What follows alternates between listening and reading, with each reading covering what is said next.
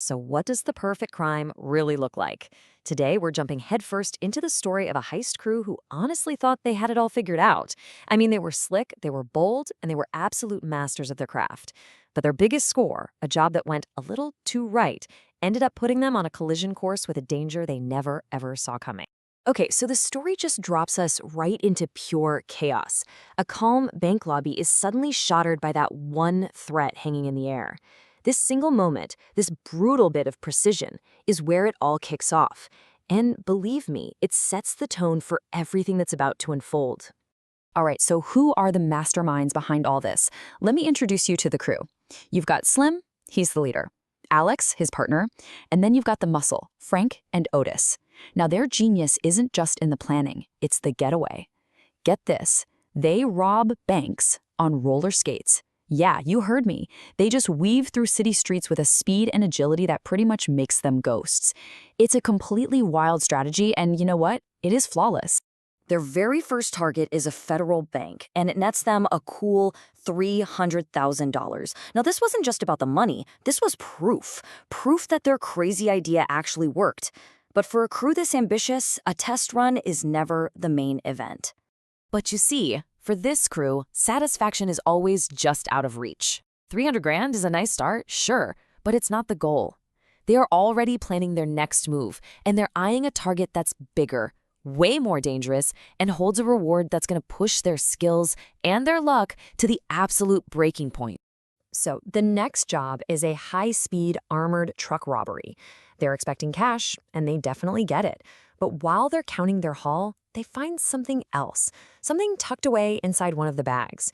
And this discovery is so huge, it's about to turn their perfect plan completely upside down. In total, their first two heists brought in $2.6 million in cash. Now, for any other crew, this is it. This is the score of a lifetime. This is go buy a private island money. But what they don't know yet is that this incredible sum is about to feel like loose change. Because tucked away amidst all those stacks of bills, they find a little bonus. It's a package that's so out of place, so valuable, it almost feels like a mistake. This is the kind of score that criminals only whisper about.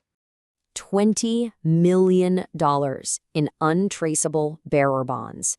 This isn't just a jackpot, it's a clean slate.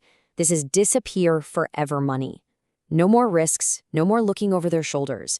The crew has done it. They're out of the game for good. Right? Well, a score that big doesn't just buy you freedom, it buys you a whole lot of attention. It sends these ripples through the city, attracting law enforcement. And, as it turns out, the very dangerous person who owned that money in the first place. The investigation is led by two very different detectives. On one side, you have Karen Swenson. She's sharp, she's honest, and she is determined to bring this crew to justice. On the other side is Lieutenant Jake Magruder. Now, he's also hunting them, but not for the law. He wants what they stole, because those $20 million in bonds, they belong to him. And just like that, the hunter confronts his prey. Magruder tracks the crew down, not to arrest them, but to make a demand. He corners them, and this horrifying truth comes out. They didn't just rob an armored truck. They robbed a seriously corrupt cop, and he wants his money back. The crew is completely and utterly trapped. Magruder uses all his power to force them into one last job, robbing an armored van that's filled with old currency about to be incinerated. And to make sure they do it, he's put his own man on their team. The choice is simple: pull off the heist for him or die. So, with a gun to their heads, the crew is forced right back to the drawing board.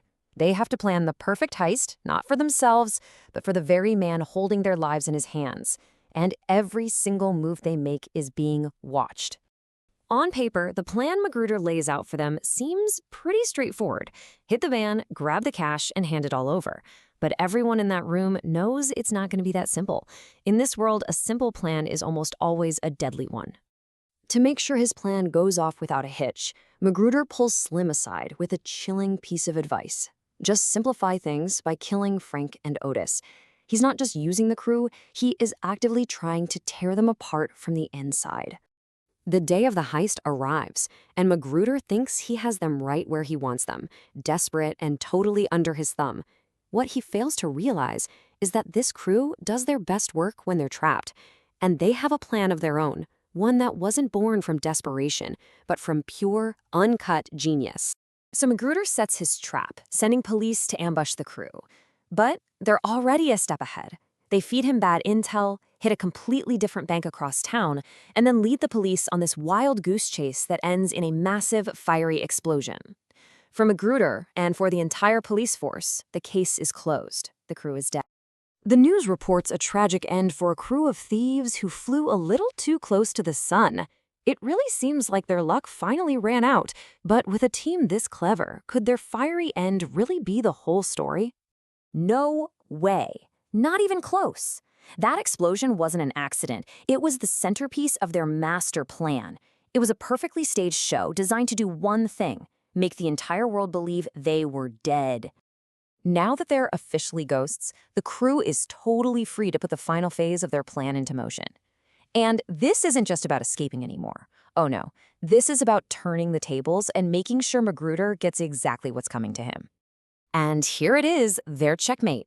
They take the money from their last heist and have it sent straight to Magruder's office. An anonymous tip from Slim brings the honest detective Swenson to the scene just in time to find all that incriminating cash in the dirty cop's own locker. It is a perfect frame job. Magruder is taken into custody, exposed for the criminal he is.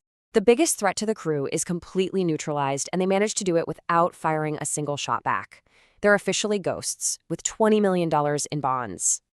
The scene shifts to an airport. The crew is all back together, passports in hand, ready to board a flight to Rio and just disappear forever. They've won. It's the perfect ending. Until they look up and see one final, totally unexpected loose end standing right at their gate. Detective Swenson. She's standing right there, at the gate, looking straight at Slim. The one honest cop, the one person they just couldn't fool. Her words just hang in the air, leaving us with the ultimate question.